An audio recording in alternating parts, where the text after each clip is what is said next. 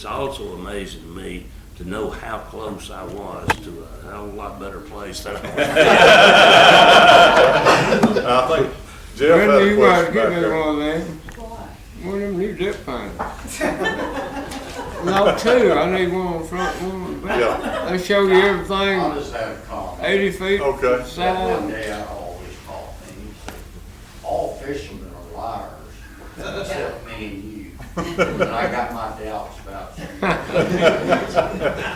yeah, for, You leave me out of that. I done told you I was lying. for those of you who don't know, that's Tom's son, Jeff.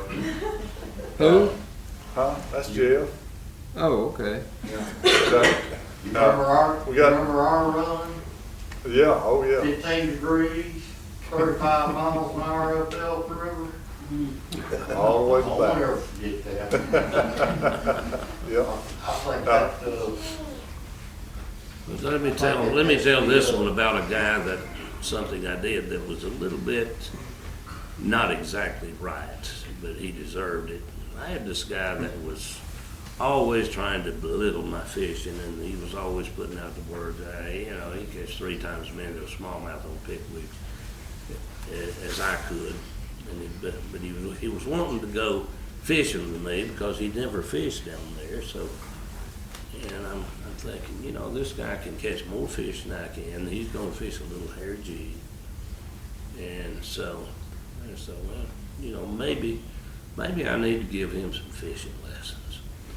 And I had a perfect place for it, and it's most of you know where the old lock is, straight across from Waterloo. And down in that lock, when you go off into the thing, you don't look at your depth finder, and it's just a concrete wall straight down, and you're in what, 60 feet or so? Something like that, 50 or something. Outside of that, toward the river, most people don't know it, but I've seen the dirt, I've seen the Yeah. ground up there. Mhm.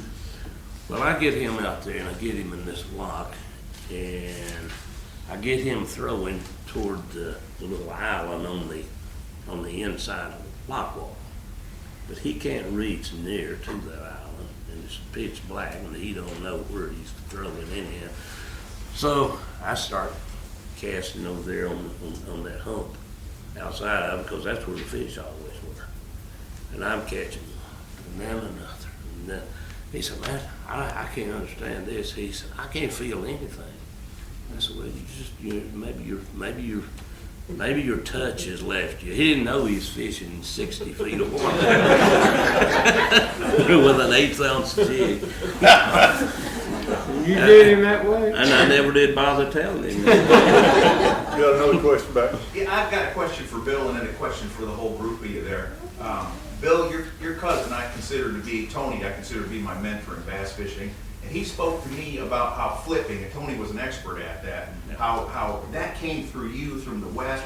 Would you tell us how that story come to pass? And then also, how did black lights come into use? Who takes, who takes credit for black lights being used at night? I missed the last For one. black lights being used at nighttime fishing, where did that evolve from as well? Well, don't know what people you stand that didn't really know how to fish well at night used the black lights, and you could see your line, your fluorescent line, string that line that was, I mean, it'd just glow in the dark with that black light. And you know, because I'm a smoker, the only light I ever had in my boat, and I'd get down to the bottom of the boat and light a cigarette. So, you know, I never did use the black lights, and people around me did. And I figured it's just folks that didn't know what they were doing, and so I just wrote it off at that. But a lot of people caught fish with them, and you know, it did give some light. But you know, I never was a big fan of a light in the boat. In fact, one of the worst experiences I had with a light in the boat, there was this writer, and one of you guys may have heard of him, H. Lee Lawrence. He was just kind of getting started once, and it was right before Christmas. A little late for us to be out night fishing, but he insisted, you know, he wanted to go. So we go down to I put in Natchez Trace Bridge, and came back up, got on the side of Cobra Island, and you know, we fished down through there. Came back and got on the outside of Cobra Island. you know, there's the people that know it, there's a rock ridge that runs down through there and that you can't cross. In fact, most of the time, the rocks are out of the water. Not all of them. There's enough down there you can hit. But anyhow, along about 1 or 2 o'clock in the morning, in H. Lee, I had one of these old, they used to have a heater, it had a big old dome top about that big around. That was a wick. You filled that sucker up with white gas, which you had to go to the Amoco station to get that. And you light the thing up. Why we didn't all get blown up, I'll never know. But anyhow, Lawrence is curled up around this heater like a kitten wrapped around it, you know. It's cold. And I'm fishing. I hooked this fish, and I said, Lee, get the net. Get the net. In fact, I took my boot and kicked him to wake him up. I said, get the net, man. I got a big fish. But he jumps up, and the first thing he does is grabs his camera, and he shoots right straight in my face with a flashlight. So I'm totally blinded. And I said, now go ahead and get a flashlight then. I said, I can't see anything now. But anyhow, that's the biggest fish I ever caught, ever picked with plate, is 10 pound, 7.5 largemouth. I laugh at Lawrence every time I see him, talk to him. But I haven't seen Lee in a long time. I don't know where he is. I don't know if he's still with us. Hope he is. He's a good guy. Pretty good rider, not much of a fisherman. Well, now, the second part of that question, or the first part of that question was about flipping. And Well, coming from, I believe it was Dee Thomas on the West Coast was actually considered the father of flipping. Dee started the flipping, and I made his jigs for him for years. And I got into the flipping, and in fact, who was the Fenwick Rod Company? Dave Myers. Right. And they made a flipping stick. And I had a rep who in North Carolina who lived in Hickory, and I'd go travel with him up through Virginia and on into Maryland occasionally. And he had this rod. He said, you ever seen one of these? I said, no, I've heard about it. And I was using a cutoff. Nobody made a flipping stick. And I was using a salmon fly rod cut off of both ends, and it made me a little more flex than a broomstick. But I thought, man, that'd be a great flipping stick. Well, that's what it was. It was a Fenwick flipping stick. And we were calling on a lot of people who sold saltwater stuff. Well, he couldn't even get anybody to look at that thing. And I said, you might do some surf fishing with it, something like that. I got ready to leave. He said, I'm not gonna make it with that rod. He said, would you like to have that thing? I said, absolutely. So I brought it home with me, and I've still got it. And it's one of the original flipping sticks that was ever made. It was made by the Fenwick company. But flipping is probably one of the most effective ways you can possibly fish. And it depends on the terrain. If you're fishing bushes growing in the edge of the water, or fishing blowdowns, trees blown down and so forth, it's absolutely deadly in the spring and up through spawning. Shallow fish, you can just, and when you really get good at flipping, I probably couldn't do it now, but I can honestly sit right here and I can flip a jig in a coffee cup, and it's not hard to get that good at flipping. It takes some practice, and I practice a lot, and I have won a lot of money with a flipping stick, and I love it. I just love flipping. But Dee Thomas is the first I knew of, and I used to make jigs and send out to him. And I asked him once, I said, what are you doing with these jigs? He said, I'm flipping them. I said, okay, but what are you doing with them? He said, well, I've got and he was fishing a rod that was, it was a cut-off fly rod also. It was a salmon rod. And but that's what he was doing, and, you know, I tried it, and, you know, it's an old method of fishing, but it's changed a little bit, and my dad did it a little bit when I was young, and he used a big old sputtering bait called a go devil. I know people have seen those things. He'd use about 3 or 4 feet of line and just, Butterfly. and just work it back and forth over a stump, treetop, so forth, and it's amazing how many big fish you can catch that way.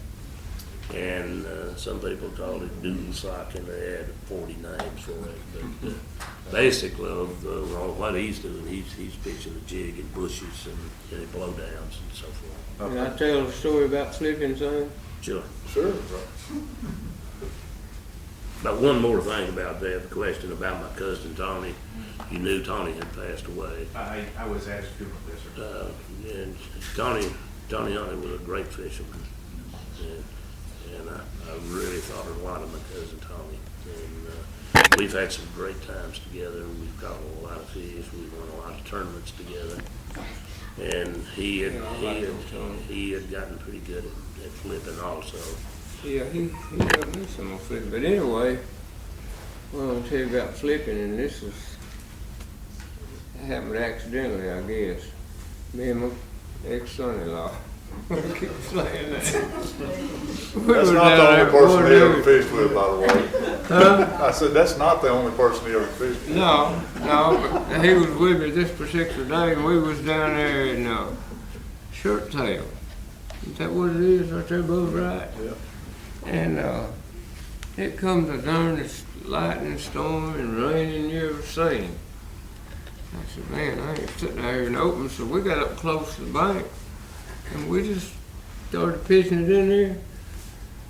So unreal, we won that tournament too. It was unreal. We pitched it in there 6, 8 feet, and that's how we got started doing it. Just looked out, got in there to get out of the weather. I get closer to the bank, we wouldn't be right out in the open, but that lightning get us. Now, Crazy. we had another question back here. Al, I I believe don't you have had. a question, I got a comment and a tale on Ray. Oh man, look again. You get like Tom. Ray, you remember Kelly Ivy? Yeah. He had the first depth finder in the club. He had a rock with a rope and had a knot tied in it. And then, right after that, Tom Mann come out with the Heath kit. You remember that one? I remember. Yeah. We ordered one, and I don't remember the guy's name, but he's the mayor of Muscle Shoals. He put them together. And, that was our first actual Fat depth boy, what finder, was his the name? Heath kit. But we fished a tournament up on the Elk River.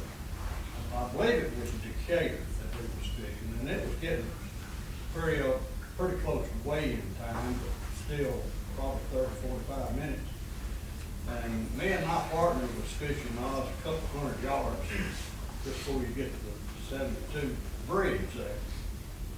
And Ray had an Astor glass with 115 on it. You remember that? Well, I heard him coming. He comes around, he's coming up Elk River, I hear that Astor glass just slapped in the water. That was bad about that. He come by me and he hollered, "Al, watch me, my boat's sinking." And his partner was sitting up on the side of the boat on the driver's side, and Ray was up over like that. He Yeah, we was trying to run the water out of When it. he come to the bridge, he never did slow down. He turned under the bridge and he run that thing up on the bank as far as it goes. He had hit a stump that morning on the takeoff. And it started taking on Back water. then, like that Bill was talking about, the boats didn't have a live well. They had a live well, but you couldn't keep anything live. It was a death trap. It was a box you could pour water in. You didn't have to tell that out. Well, Ray had his fish turned loose in it, but the guy that he was fishing with had them on the string. So every time they had moved, that guy picked his fish up and put them down in there in that live well with water. And they took off, and what happened? One of the snaps on that live well got out that hole. Yeah. And instead of sucking the water out, it was pulling Sucking it it in. in, and then- And then the water coming up over the boat, and he thought he was sinking. Stop. Forgot all about that, Al. He run it all the way up. For y'all that don't know Al, he was one of the early members of the Quad Cities Club. He's one of the early fishermen in the area also, and we appreciate him coming over tonight, and helping us with some of these stories too. But, Oh, Ray could be talked about all night. no, He No, fished. I wasn't that bad, was it? He fished. Yeah, you really were. I got a lot more great stories. And then when he got back, well, we had a tournament the next day. And, we was fishing Elk River then.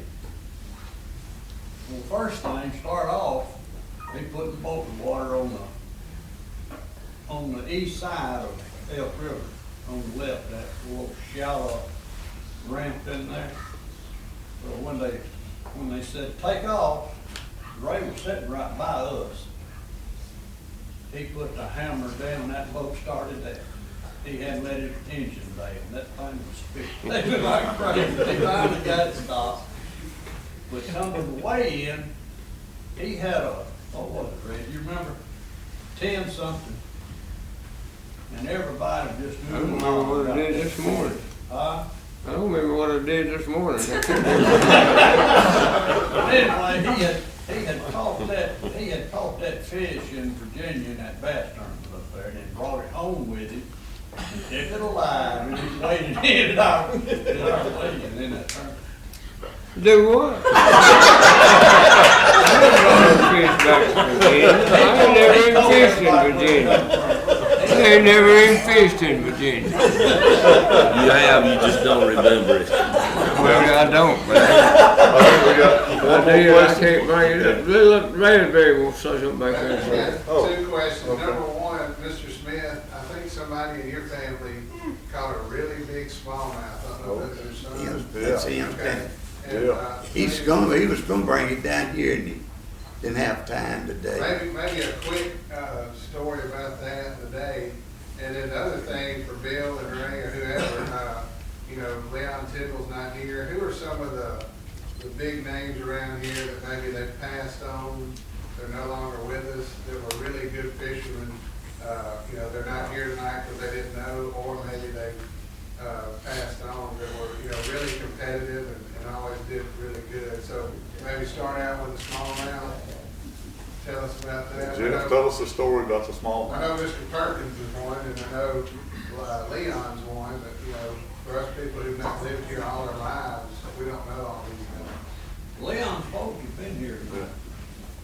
Yeah, Leon told me he was gonna try to come. The smallmouth came, quite honestly, straight across Musco Sound off the old Ross Road. And when I stuck it, caught it on 8-pound test line on a 4-ounce jig, That was 4-ounce fair jig. And they cranked the water up and we could not bite back up, and that fish got her head back up in them rocks. And you just drop the line. And I said, she's gone.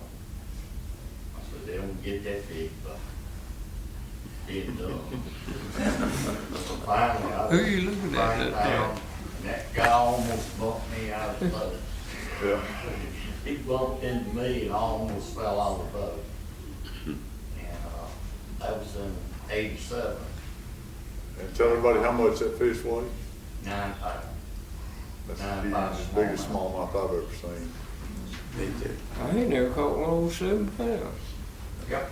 I had one, well, they said it weighed 7, but I don't believe it did. I caught it at 6:15. Weighed 9 pounds.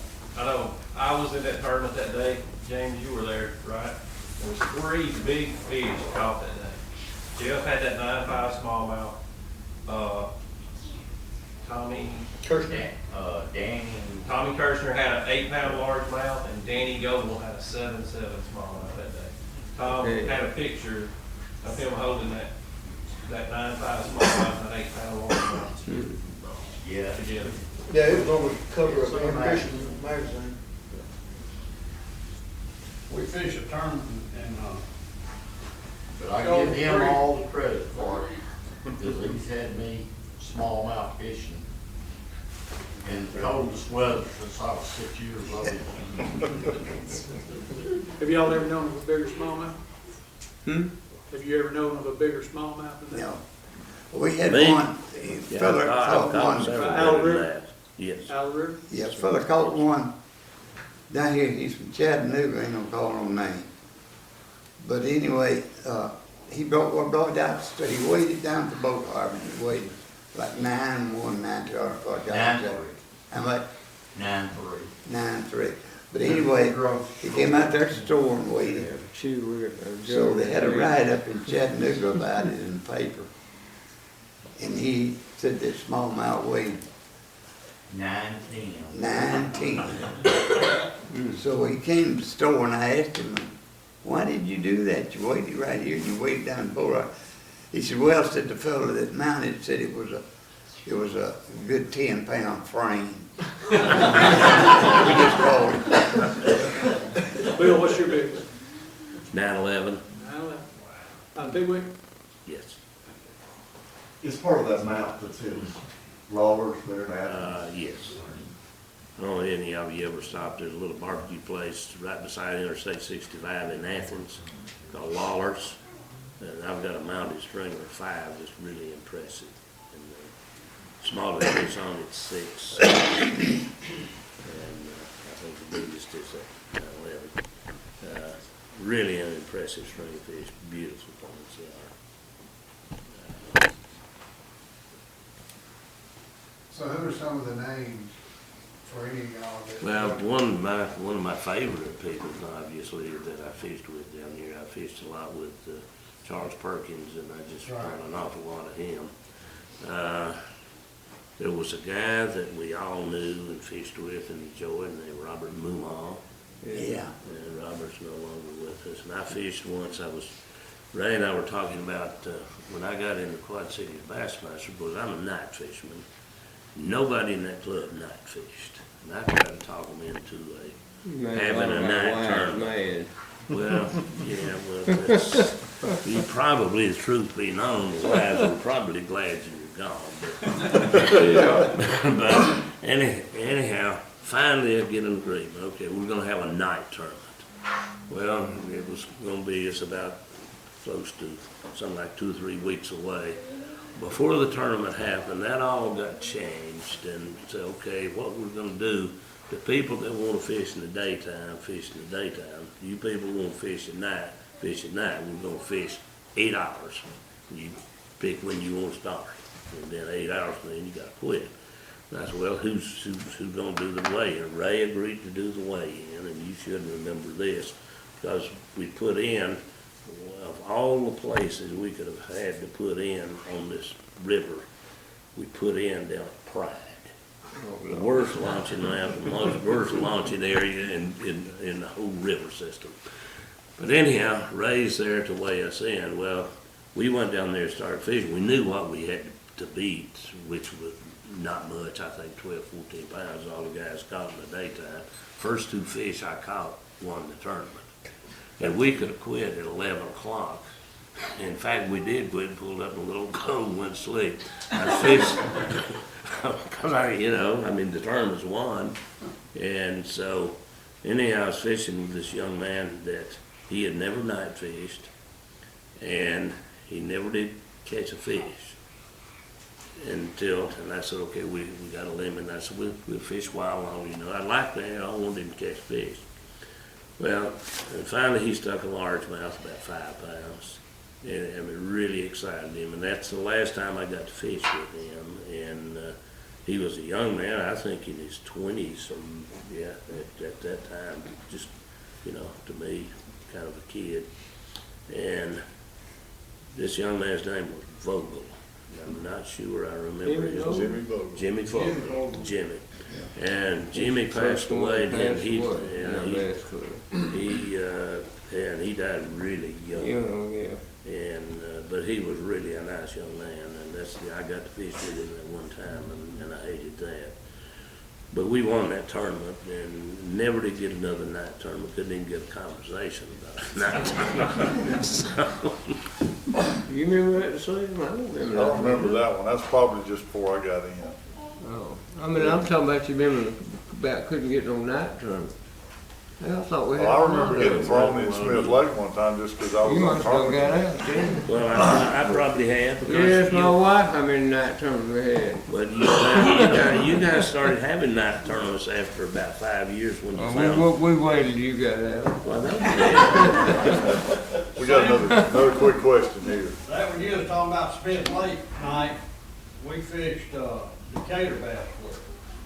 The Yeah. guy that I fished with, well, we left out from, what was that, it's a Big Bridge, I believe Yeah. what they called it. Yeah. And, he had I don't know what boat he had, he had a 115 on it, of course, back then, that was a very good motor. Well, when it said take off, he hit it. I mean, he was going wide open. And he had them lights hanging on the front of the boat, which all they good for, just show you what you fixed to hit. I resent that statement. those are my lights. He sells them. My life jacket on and hand over here just white knuckle, just holding it on. Well, you know where Cranberry's boat dock was, there at the. Yellow Creek. Sits in Yellow Creek. Yeah. He hit a left. He run back up in there for about 5 or 10 minutes. Man, just a big old rock sticking up out of the water everywhere. But I've been in there in the daytime. I knew what it looked like. Well, he finally got in there and shut down. Right out in the middle of the low sluice, big rock. I took the worm out there. Very first catch, he hit it. I set the hook and missed it. He cranked it up, so I would go. That was him. He said, that's a big fish, I can't nobody catch him.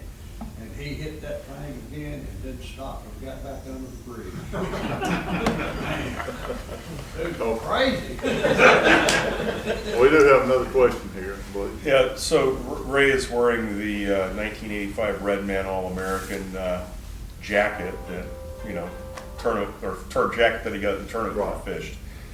Back then, there were a lot of organizations other than BASS.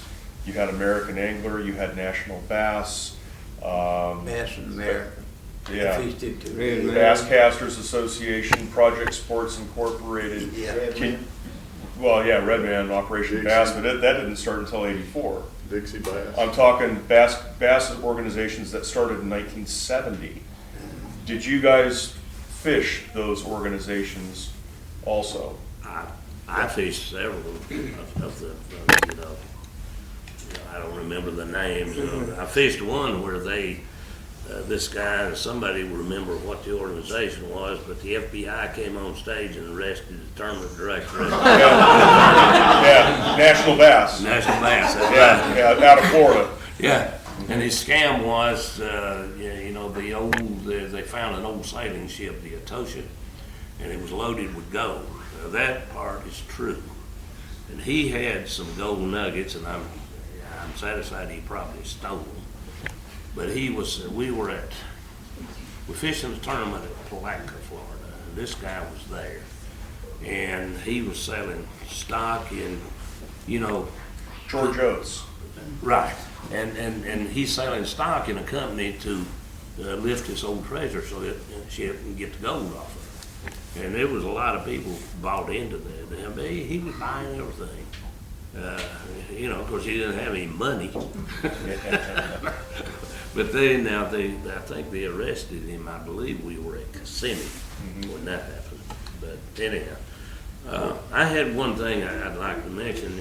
I know this group is also. I have a real funny story. I thought that to me, I still laugh about it a lot. It's actually a hunting story, but we were fishing. I had caught the world record spotted bass on Smith Lake. And so I was in demand by some of the bigger magazines. They wanted to come down, do a Smith Lake was new then. And so this guy calls me up, and his name is Jerome Robinson. And he was actually the gun dog editor for either Field and Stream or Sports Field, I think. But now I wonder about a gun dog editor who wanted to go on a fishing trip. Well, and then he calls back and he said, well, you know, the time that you want to go in March. I understand a lot of pretty dogwoods around Smith Lake. Why couldn't we go in April? And I said, well, we could, but I thought you wanted to catch some big spotty bass. They don't correspond with the dogwood blooms. So, and you know, that water, I mean, you know, it gets so clear after 1st of April, you know, you can see a fishing lure 40 feet deep in it. But anyhow, we got set up, we got the trip put together, and this was sponsored, I think, by the state.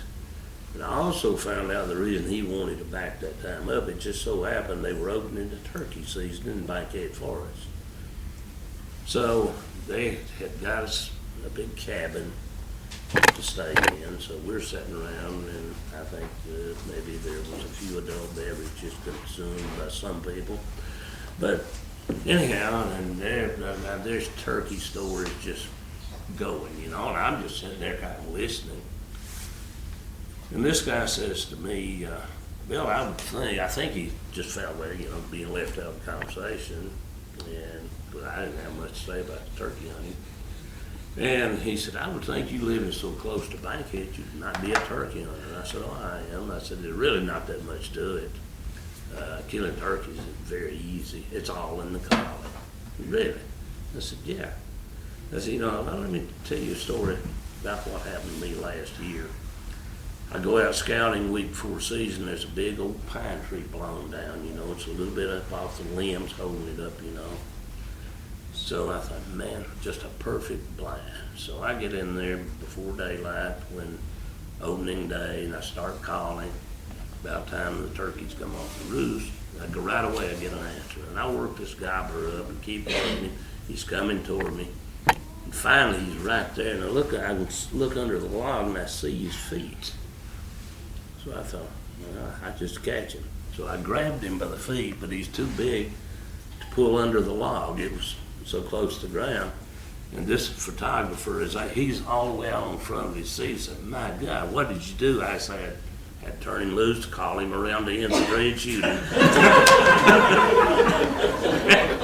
And some of you may have seen that, and Robinson asked me, he said, where did you hear that? I said, I didn't hear it, just sat here and made it up. He said, can I use that?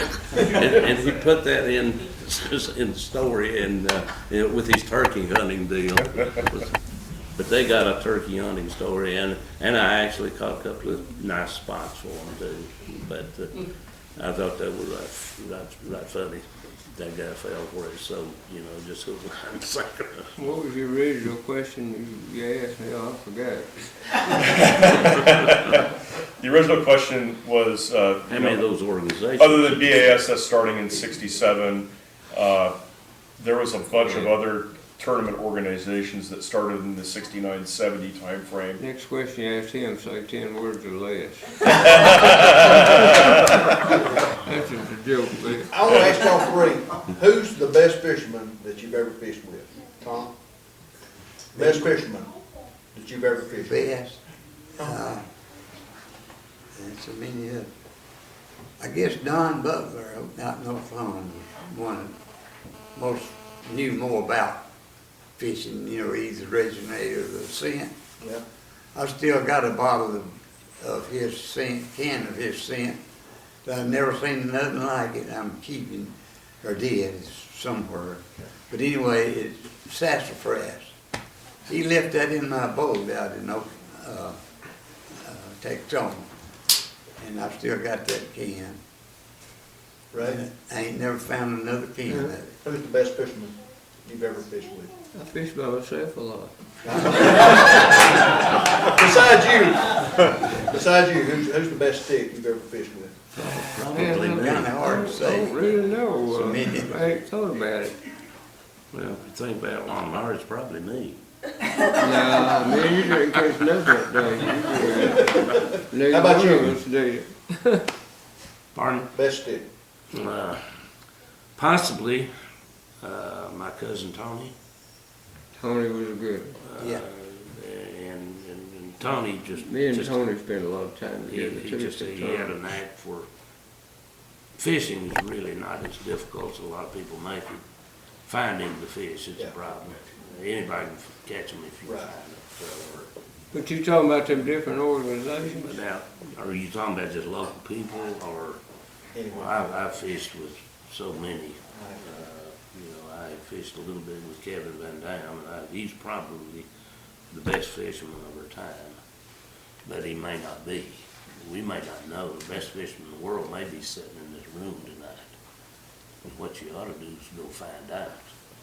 So, you know, you can't catch them if you don't go. But fishing is, you know, can be awfully easy if you let it be easy, but you can make it hard.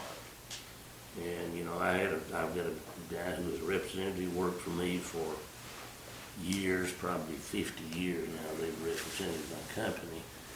And he told me once, so, you know, Bill, I have got every piece of fishing equipment known to man, and he does.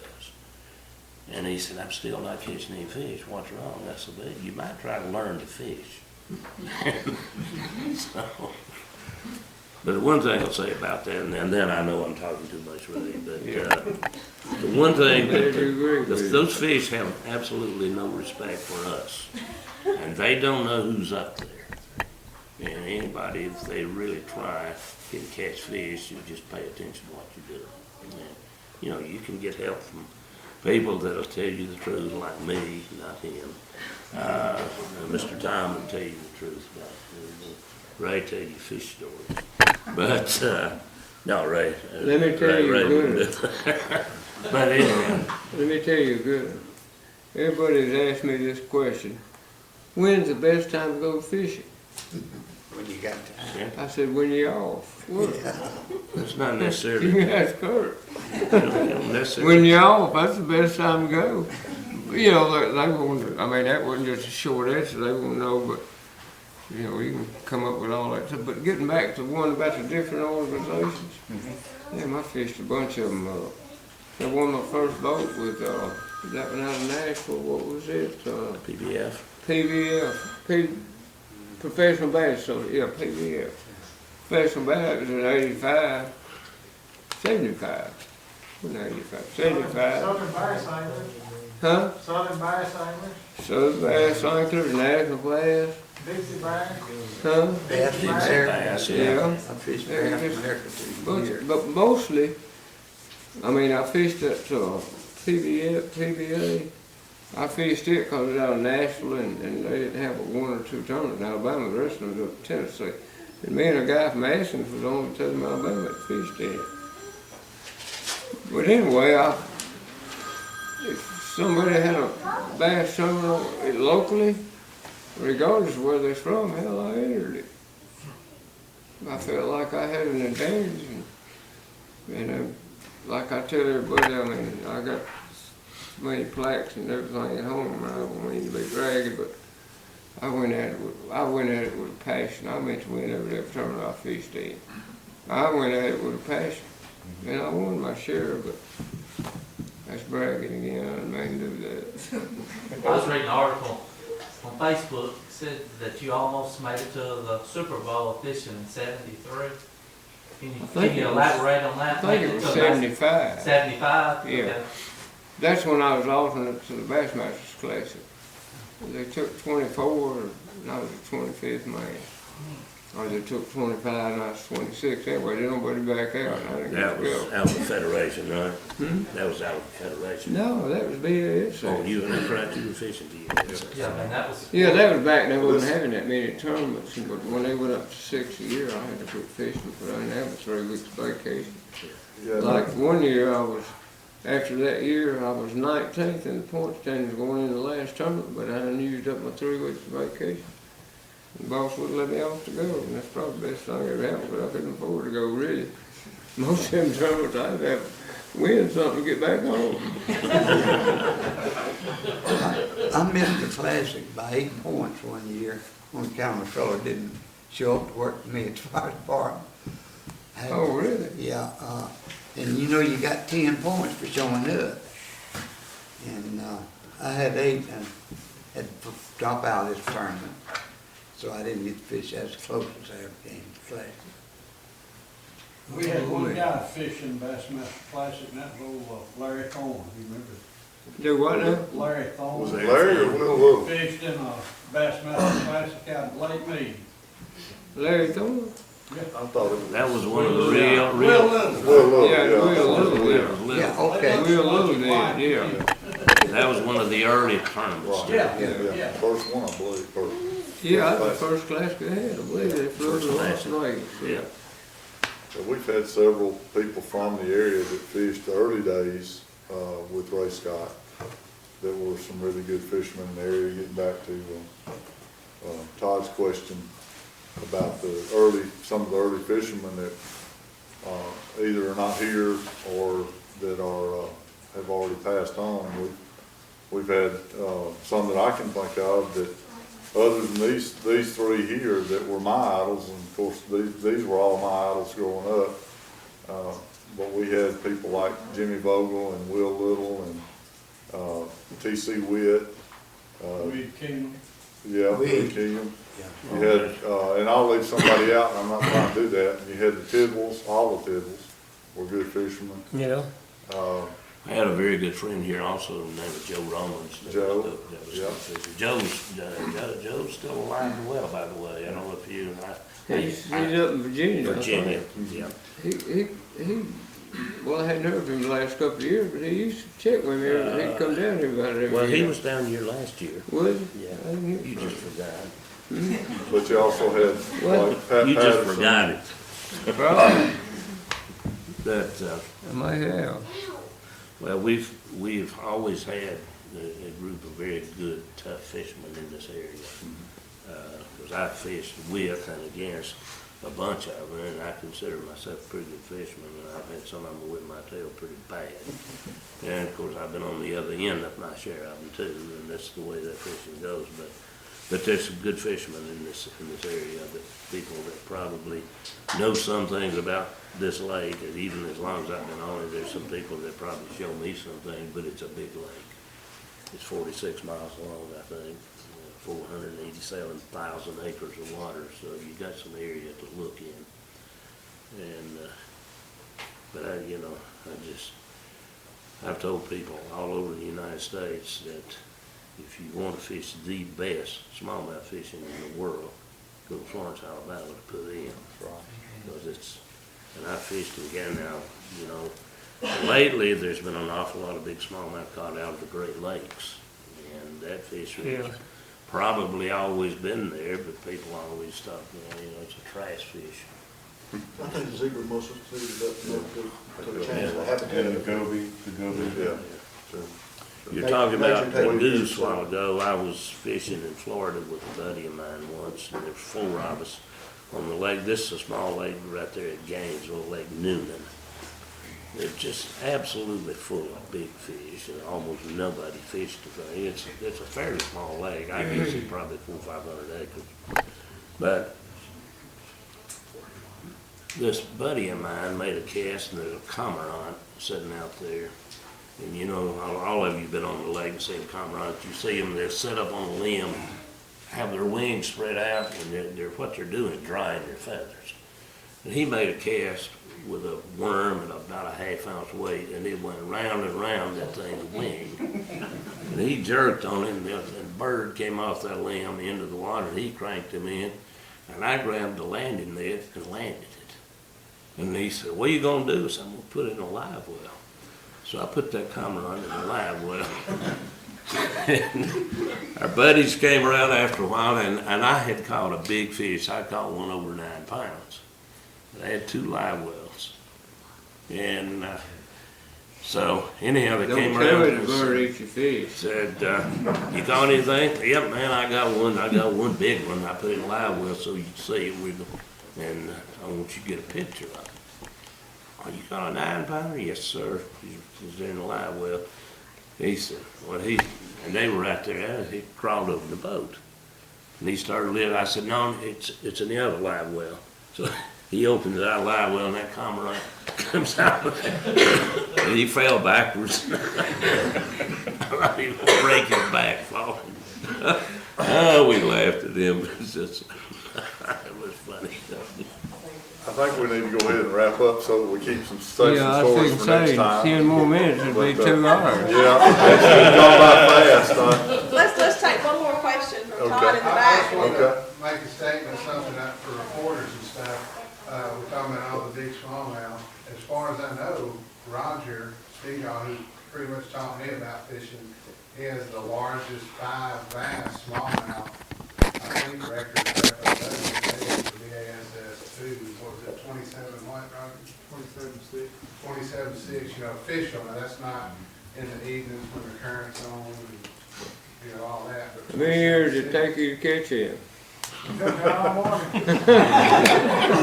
I'm just kidding, Roger. I But if know. that backs up what Bill's saying is the best place to catch smallmouth, that's I guess a United States record, or I don't know what I don't it is. reckon as far as it's the ever term. been beat in FLW since '97.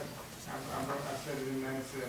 I don't know if it's ever, I doubt it's ever been beat in a tournament, but it's been beat many times. Yeah, it's been, I beat it in other times. but Yeah, not in right, tournament. right. Because it's one thing to catch them in the evenings or with your buddy or when it's right, but for that to line up on tournament day, to catch them actually officially on the way, that's a really big deal, to catch them, so. I saw Leon bringing 50 pounds one day. That was a In a kid. tournament. Yeah, back in 10 fish days. Yeah, you too. I think I saw He that. took 2 of the bags and tails were hanging out. And he had told me, and he said, "I told you one day I'd catch 50 pounds." He had Boy. little fish mounted, and he had a little fire in his house that burned him. And Paul Cantrell had him a replica made of him and gave it to him. I think that was back when we had, instead of having a 5-fish limit, we had 10. Yeah, yeah. Well, I can remember when the dummies at the state would let people catch 15 bass. Yeah, well, things have changed a lot over Yeah. the years, and that was one of the And that's things. for good, it's changed. It has been, it's been good, Yeah. but I wanna take just a minute, I know it's time to wrap this up, we've gone probably over our time, but I Yeah, wanna my thank, throat's getting crusty. yeah, I wanna thank these three for coming up here and sharing with us tonight, and maybe we can do this again sometime in the not so distant future, and talk some more, tell some more fish tales. I appreciate you inviting us down, or me. Well, Thank you.